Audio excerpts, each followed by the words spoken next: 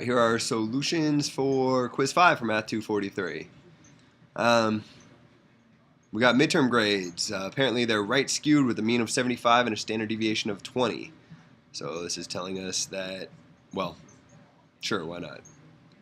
That mu is equal to 75 and sigma is equal to 20. And they're right skewed, okay. And what we're going to do is randomly select 40 students. That'll be our value for n. And record their midterm grades. So what we want to do first is describe and justify the shape, center, and spread. So this is something that will be familiar throughout this class. We're going to be referencing shape, center, and spread. The shape, our answer is always going to be approximately normal. Approximately normal. That might be confusing because it says right up here that it's right skewed. The reason it's approximately normal is because our value of n is greater than or equal to 30.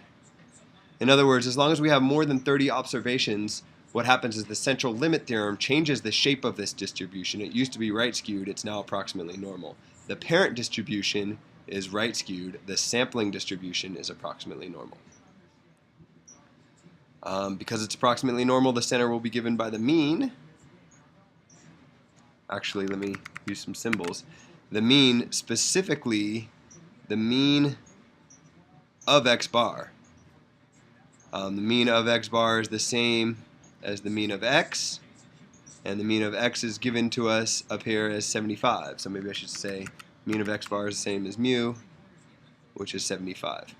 That is the mean of the sampling distribution, the average value we'll get if you think of an observation as an average of 40 students, the average of those averages is 75. The spread, however, sigma sub x bar, is not just the same as sigma, it's actually sigma divided by the square root of n. So sigma was given to us as 20, but n is equal to 40. So what we got to do is figure out what is 20 divided by the square root of 40. Our calculator can figure that out. 20 divided by square root 40. We get, what, about 3.16?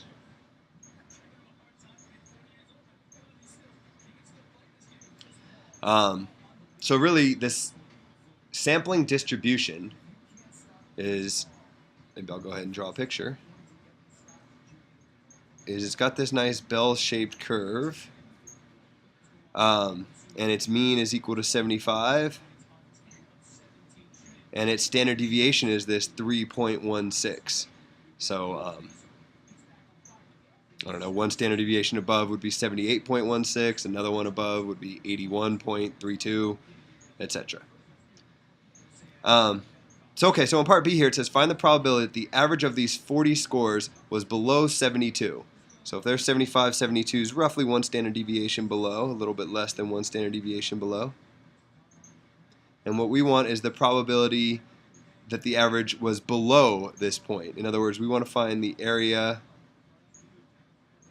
of this shaded region in there when that finally finishes shading. And the good news is the way we answer this question is just like how we answered it in Chapter 7. The only difference is we have a different spread here, a different standard deviation. So we can figure this out. We can use normal CDF. And our inputs for normal CDF are, we want the lower bound. So there is no lower bound here, so just put in some big negative number, maybe negative 99999, that's plenty big. And what we want to know is the area from that point all the way up to 72, if the mean is 75 and the standard deviation is 3.16. So kind of using some of our answers from part A, we can find this answer for part B.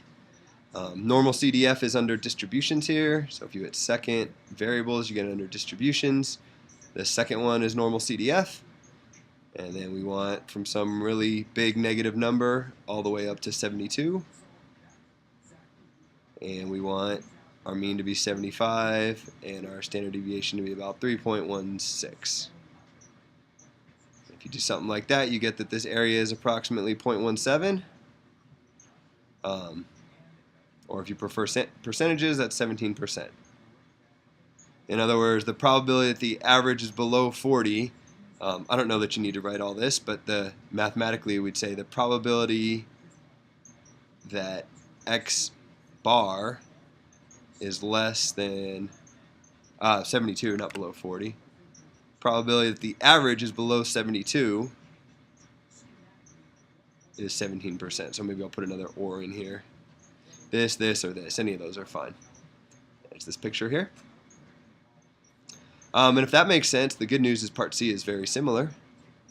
Part C is the same thing.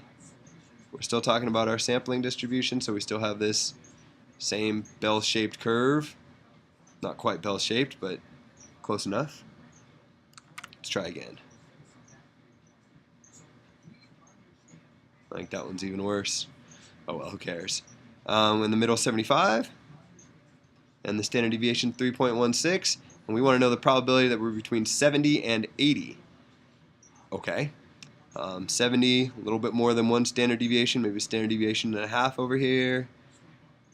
80 is 5 above, so we have some symmetry going on here. There's 70, there's 80. We shade in this region in here.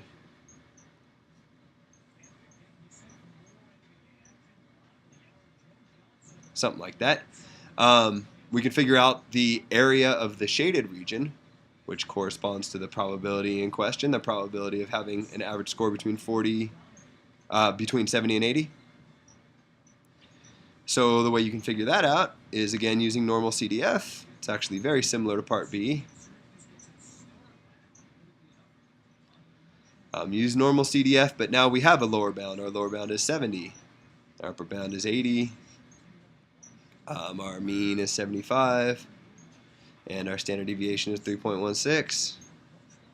And if you put all that into your calculator, you can either do it the same way we just did it, or you can take advantage of, if you hit second and then enter, it pulls up the last entry. So I can just change this one to what was supposed to be 70 and change this one to 80. So this is saying, tell me the area between 70 and 80 if the mean 75 and the standard deviation 3.16. And this gives us, this is equal to, we got 0.886 or 88.6%. Or if you wanted to write it out more mathematically, we'd say that the probability that our value for x bar is greater than 70 but less than 80 is equal to 0.886. So any of those three work. There's your answer, and that's the end of this quiz.